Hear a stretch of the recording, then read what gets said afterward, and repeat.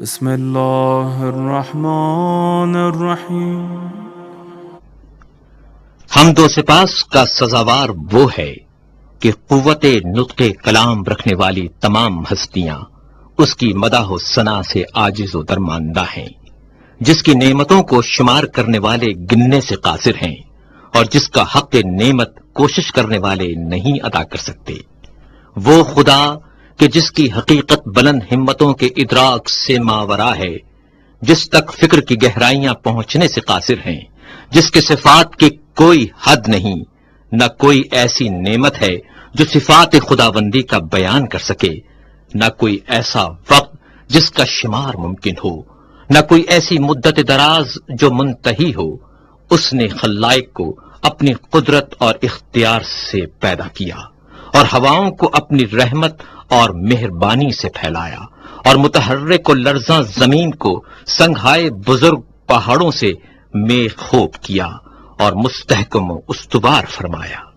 دین کی پہلی بنیاد خدا کی معرفت ہے، اور معرفت کا کمال اس کی تصدیق ہے، اور کمال تصدیق توحید ہے، اور کمال توحید اس کو ہر چیز سے برتر ماننا ہے۔ یہ کمال اخلاص صفات کی ذات سے نفی ہے، کیونکہ ہر صفت غیر موصوف ہے اور ہر موصوف غیر صفت ہے۔ جس نے اس کی توصیف میں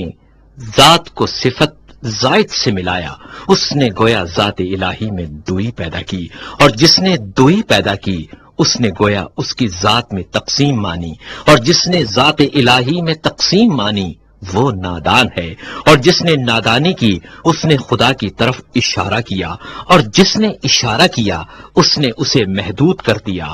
اور جس نے یہ پوچھا کہ خدا کس چیز میں ہے اس نے گویا کسی چیز کے ضمن میں اسے قرار دیا، اور جس نے سوال کیا کہ وہ کس چیز پر ہے تو اس نے دوسرے مقام کو اس سے خالی تسلیم کر لیا۔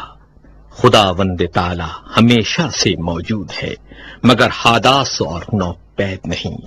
وہ موجود ہے مگر اس کی ہستی عدم و نیستی کے بعد نہیں۔ وہ ہر چیز کے ساتھ ہے لیکن بطور ہمسر نہیں۔ وہ ہر چیز سے الگ ہے لیکن اس سے کنارہ کش نہیں۔ وہ ہر چیز کا فاعل ہے لیکن اس کا فعل حرکات اور آلات کا نتیجہ نہیں۔ وہ بصیر ہے جب اس کی مخلوق نہ تھی۔ وہ منفرد ہے کیونکہ اس کا کوئی ایسا ساتھی نہیں جس سے وہ اپنا جی بہلائے اور جس کے نہ ہونے سے اسے الجھن ہو۔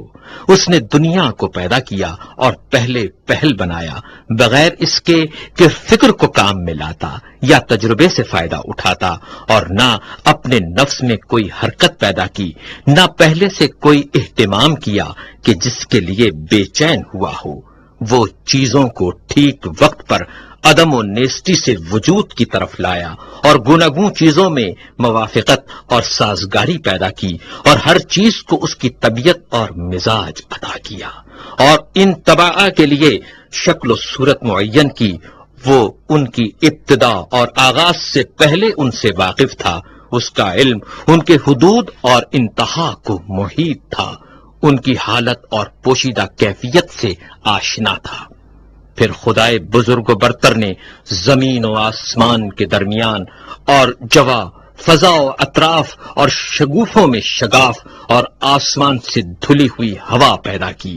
اس جوا فضا میں متلاطم پانی جاری کیا جس کی موجیں بڑھ بڑھ کر بلند ہو رہی تھیں۔ اس پانی کو باد تند کی پیٹھ پر سوار کیا جو ہر چیز کو متزلزل کیے دیتی تھیں۔ ہوا کو حکم دیا کہ وہ پانی کو گرنے سے روکے اور اسے پانی کے زور پر مسلط کر دیا، اور اسی ہوا سے پانی کی حد بندی کر دی۔ ہوا کا دامن دور تک پھیلایا تھا اور پانی اس کے اوپر اچھل رہا تھا۔ پھر خدا نے ایک ایسی ہوا چلائی جو خشک تھی اور اسے پانی کے ساتھ ساتھ کر دیا۔ اس کی رفتار بہت تیز تھی۔ خدا نے ہوا کو حکم دیا کہ اس پانی کو حرکت دیتی رہے اور موجوں کو ابھار کر اوپر کی طرف پھینک دے۔ ہوا نے اس پانی کو اس طرح متھا جیسے مشک میں دودھ متھا جاتا ہے، اور یوں یہ پانی کے نچلے حصے کو اوپر کی طرف پلٹانے لگی اور ساکن کو متحرک سے ملانے لگی، یہاں تک کہ پانی کی چوٹی بلند ہو گئی اور تہ بتہ پانی پر پھبن اٹھایا اور پھر اس پانی کو شگاف دی ہوئی اور کشادہ فضا میں بلند کیا، جس سے 7 آسمان بنائے، آسمان زیریں کو ایک جمی ہوئی اور رکی ہوئی موج قرار دیا، اور آسمان بالا کو ایک محفوظ چھت اور بنائے مرفوع بنا دیا، آسمان کو بغیر کسی ستون کے روکے اور بغیر میخ کے اپنی جگہ پر قائم رکھا۔ پھر خدائے بزرگ و برتر نے اس آسمان کو چمکتے ہوئے ستاروں اور دمکتے ہوئے تاروں سے مزین کیا، اور اس میں چراغ نور افشاں یعنی خورشید و ماہ درخشاں کو رواں دواں کیا۔ یہ ساری چیزیں گھومتے ہوئے آسمان، رواں دواں چھت اور لوح متحرک میں تھیں۔ پھر خدا نے بلند آسمانوں کے بیچ میں شگاف دیا اور ان خلاؤں کو فرشتوں کی مختلف قسموں سے پر کر دیا۔ ان فرشتوں میں کچھ حالت سجدہ میں ہیں، رکوع نہیں کرتے، کچھ مصروف رکوع ہیں اور کھڑے نہیں ہوتے۔ ان میں ایک گروہ صف بستہ کھڑا ہے جو اپنی جگہ سے ہلتا تک نہیں۔ کچھ وہ فرشتے ہیں کہ تسبیح خوانی میں مصروف ہیں مگر ذرا نہیں تھکتے۔ یہ تمام ملائکہ ایسی غیر مادی ہستیاں ہیں کہ ان پر آنکھوں کی نہ نیند چھاتی ہے، نہ عقلوں کی بھول چوک کا غلبہ ہوتا ہے، نہ بدنوں کی سستی طاری ہوتی ہے، نہ بھول چوک کی غفلت کا اثر طاری ہوتا ہے۔ انہی فرشتوں میں ایک قسم کے وہ ہیں جو خداوند متعال کی وحی کے امین ہیں، اس کے پیغمبروں اور رسولوں کے پاس پیامبر بن کر اور احکام و فرامین الہی لے کر آتے جاتے ہیں۔ انہی میں ایک قسم ان فرشتوں کی بھی ہے جو اس کے بندوں کے نگہبان اور اس کی جنتوں کے دربان ہیں۔ ان میں بعض ایسے فرشتے ہیں کہ جن کے قدم زمین کے طبقات زیریں میں گڑے ہوئے اور گردنیں بلند و بالا آسمان سے نکلی ہوئی اور ان کے اجسام اطراف عالم سے نکلے ہوئے ہیں، اور عرش الہی کے پیالے سے ان کے کاندھے ملے ہوئے ہیں، اور ہیبت و عظمت انوار الہی سے ان کی نگاہیں جھکی ہوئی ہیں، اور عرش کے نیچے وہ اپنے پروں میں لپٹے کھڑے ہیں۔ ان کے اور دوسرے ملائکہ کے درمیان حجاب ہائے عزت و پردہ ہائے قدرت پڑے ہوئے ہیں۔ یہ فرشتے اپنے رب کا تصور صورت کشی سے نہیں کرتے، نہ اوصاف خلائق کو اس کے اوپر جاری منطبق کرتے ہیں، نہ اسے کسی مکان میں محدود کرتے ہیں، نہ امثال و نظائر سے اس کی طرف اشارہ کرتے ہیں۔ امیر المومنین علیہ السلام نے تخلیق آدم کے متعلق خطبہ دیتے ہوئے ارشاد فرمایا، پھر جب خداوند متعال آسمان و زمین، خورشید و ماہ و سیارگان پیدا کر چکا، اس نے جائے سنگ لاخ و ہموار زمین، شور اور ارض خاکی سے جو قابل کاشت تھی پارائے خاکی اکٹھا کیا، اس کو پانی میں سانا تاکہ وہ خالص اور پاکیزہ ہو جائے، پھر اسے تری سے گوندھا یہاں تک کہ زمین کے عناصر ایک دوسرے میں پیوست ہو گئے۔ اس سے خدا نے ایک صورت پیدا کی، اس میں کچھ ٹیڑھی ہڈیاں تھیں، اعضا تھے، جوڑ تھے، پٹھے تھے۔ اسے ایک خاص مدت اور مخصوص وقت تک اسی طرح رکھا، یہاں تک کہ وہ سوکھ کر خشک ہو گئی اور سخت ہو کر کھنکھناہٹ دینے کے قابل ہو گئی۔ پھر خدا نے اس میں اپنی روح پھونک دی، اب ایک ایسا انسان پیدا ہو گیا جو ذہین ہے اور ذہن سے کام لیتا ہے، جو صاحب فکر ہے اور فکر کو کام میں لاتا ہے، جو صاحب اعضاء و جواہر ہے اور ان سے خدمت لیتا ہے۔ وہ اپنے اعضاء کو جس طرح چاہے جنبش دیتا ہے، صاحب فہم و فراست ہے، حق اور باطل میں تمیز کر سکتا ہے۔ وہ چکھنے کی حس کا مالک بھی ہے اور سونگھنے کی حس کا بھی۔ وہ رنگ اور جنس میں امتیاز کر سکتا ہے، مختلف رنگوں کی مٹی سے بنا ہوا، ان اخلاق سے ترتیب دیا ہوا جو ایک دوسرے سے معارض ہیں، گرمی سے بھی اور سردی سے بھی، تری سے بھی اور خشکی سے بھی، اندوہ و خوشحالی سے بھی خدا نے یہ مخلوق پیدا کی اور آدمی نام رکھا۔ پھر خدا نے فرشتوں سے چاہا وہ اس کی امانت کا حق ادا کریں اور انہیں اپنے عہد و وصیت کی جانب متوجہ کیا کہ آدم کو سجدہ کریں اور اس کی عظمت و بزرگی کے سامنے سرے نیاز خم کر دیں۔ چنانچہ خدا نے حکم دیا، اے فرشتو آدم کو سجدہ کرو۔ سب نے سجدہ کیا سوائے ابلیس کے، جسے آدم کو سجدہ کرتے ہوئے غیرت دامنگیر ہوئی اور اس پر شقاوت طاری ہو گئی۔ اپنے آگ سے پیدا ہونے کا خیال کر کے اس نے غرور کیا اور مٹی کے بنے ہوئے آدم کو حقیر و کم مایا جانا۔ اللہ نے اس کو مہلت عطا فرمائی کہ غضب الہی کا وہ مستحق ہو جائے اور بدبختی پورے طور پر تمام ہو جائے اور وعدہ پورا ہو کر رہے۔ چنانچہ خدا نے فرمایا، تجھے وقت معلوم تک کے لیے مہلت دی جاتی ہے۔ پھر خدا نے آدم کو ایسے مکان میں رکھا جس میں زندگی کی ہر آسائش مہیا تھی، اور یہاں وہ بڑی عافیت اور امن سے تھا۔ نیز شیطان اور اس کی دشمنی سے ہوشیار اور چوکنا رہنے کی تاکید بھی کی، لیکن آخر کار شیطان نے آدم کو دھوکہ دے ہی دیا، اس بات سے جل کر کہ وہ جنت میں ابرار کی مرافقت سے بہرور ہو رہا ہے۔ چنانچہ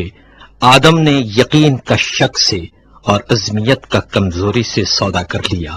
اور مسرت کو خوف سے اور فریب خردگی کو شرمندگی سے بدل ڈالا۔ پھر اللہ سبحانہ و تعالی نے اس کی توبہ قبول کر لی اور اپنے کلمہ رحمت سے اسے نوازا، اس سے جنت میں پھر بلا لینے کا وعدہ کیا، پھر اسے دار البلا میں اتارا جو تولد و تناسل کی دنیا ہے۔ آدم جب دنیا میں آئے اور تولد و تناسل کا سلسلہ شروع ہوا اور ان کی اولاد بڑھی اور پھیلی، تب اللہ نے آدم کی اولاد سے نبی منتخب کیے اور ان سے بندگان الہی تک وحی خداوندی پہنچانے کا عہد لیا اور تبلیغ رسالت کا انہیں امین بنایا، جبکہ بہت سے خدا کے بندوں نے پیمان الست فراموش کر دیا تھا اور وہ ڈر کر حق کو فراموش کر بیٹھے تھے اور بتوں کو اس کی خدائی میں شریک قرار دے رکھا تھا، کیونکہ شیاطین نے معرفت خدا سے بندوں کو بھلاوے میں ڈال دیا تھا اور انہیں اس کی عبادت سے روک دیا تھا۔ پس خدا نے ان میں لگاتار رسولوں کو بھیجا تاکہ وہ خدا کے بندوں سے عہد الست کا حق ادا کریں اور اس کی فراموش کردہ نعمتوں کو یاد دلائیں اور تبلیغ کر کے محبت قائم کریں، اور ان عقلوں میں جو وہم اور شک کے گرد و غبار میں دفن ہو گئی ہیں پھر سے ابھار دیں اور چمکا دیں، اور وہ نشانیاں جو سروں پر چھائے ہوئے آسمانوں میں ہیں انہیں دکھائیں، اور جو فرش زمین میں ہیں انہیں سمجھائیں اور انہیں بتائیں کہ کیونکہ اچھی باتوں سے زندگی اچھی بنتی ہے، اور مہلت کیونکہ انہیں فنا کے گھاٹ اتار دیتی ہے، کیونکہ رنج و غم کی کثرت انہیں بوڑھا بنا دیتی ہے، اور کیونکہ آفات و حوادث کا تو اثر ہوتا رہتا ہے۔ خدا نے اپنی مخلوق کو کسی نبی، مرسل یا نازل شدہ کتاب یا حجت لازمہ یا راہ روشن کے بغیر نہیں چھوڑا۔ وہ رسول کہ جن کے ہاں تعداد کی کمی تبلیغ رسالت میں کوتاہی کی موجب نہیں ہوتی، اور نہ جھٹلانے والوں کی کثرت انہیں کچھ نقصان پہنچاتی ہے۔ کچھ رسول آئے جنہوں نے پہلے والے رسولوں کی خبر دی اور بعد میں آنے والوں کی تصدیق کی، یوں ہی قرن گزرے اور صدیاں بیت گئیں اور زمانے گزرتے رہے اور آباء و اجداد آئے اور گئے، ان کی نسلیں گزریں، یہاں تک کہ خداوند قدوس نے محمد صلی اللہ علیہ وآلہ وسلم کو بھیجا تاکہ اس کا وعدہ پورا ہو جائے اور اس کی نبوت ختم ہو جائے۔ انبیاء سے اس نے اس رسول صلی اللہ علیہ وآلہ وسلم کے بارے میں عہد لے لیا تھا، ان کی علامتیں مشہور اور ولادت باعزت ہے۔ جب آن حضرت صلی اللہ علیہ وآلہ وسلم تشریف لائے لے لیا تھا، ان کی علامتیں مشہور اور ولادت باعزت ہے۔ جب آن حضرت صلی اللہ علیہ وآلہ وسلم تشریف لائے تو دنیا میں ملل متفرقہ اور اقوام منتشرہ کی کثرت تھی۔ مختلف فرقے تھے، بعض وہ کہ خدا کو بندوں سے تشبیہ دیتے تھے اور اسے مخلوقات کی طرح جانتے تھے، بعض وہ تھے جو اس کے نام میں تحریف کرتے تھے جو اس کی ذات سے کوئی تعلق نہیں رکھتے تھے، کچھ ایسے جو اس کے علاوہ کسی غیر کے لیے رائے دیتے تھے۔ رسول صلی اللہ علیہ وآلہ وسلم نے انہیں گمراہی سے ہدایت کی طرف نکالا، انہوں نے انہیں جہالت سے بچایا۔ پھر خدا نے چاہا اپنے رسول صلی اللہ علیہ وآلہ وسلم سے ملاقات کرے۔ وہ اپنے رسول صلی اللہ علیہ وآلہ وسلم سے راضی تھا۔ اس نے اپنے رسول کو اس بات سے ماورا سمجھا کہ وہ دنیا میں رہے اور اس کی سختیاں سہے، لہذا اسے کرامات اور بزرگی کے ساتھ اٹھا لیا صلی اللہ علیہ وآلہ وسلم۔ پھر حضرت صلی اللہ علیہ وآلہ وسلم نے تم میں وہی چھوڑا جو اور انبیاء نے اپنی امتوں میں چھوڑا تھا، کیونکہ گزشتہ انبیاء نے اپنی امتوں کو یوں ہی بغیر کسی روشن راستے اور مستقل نشانی کے نہیں چھوڑا تھا۔ تمہارے رب کی کتاب اب رسول صلی اللہ علیہ وآلہ وسلم کی وفات کے بعد تمہارے پاس ہے۔ رسول اللہ صلی اللہ علیہ وآلہ وسلم نے اس کے حلال و حرام کو واضح کر دیا،